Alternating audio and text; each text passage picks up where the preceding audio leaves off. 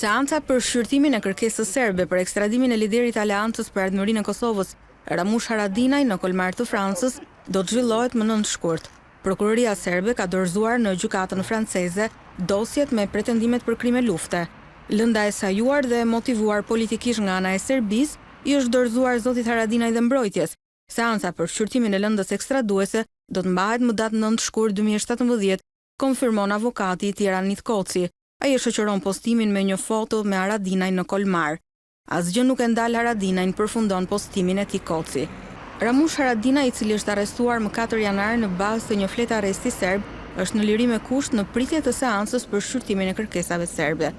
Më herët ish kryeministri i Kosovës me një postim në rrjetet sociale shpreu bindjen se do të kthehet në Kosovë javën e ardhshme dhe falenderon të gjithë ata që e kanë mbështetur.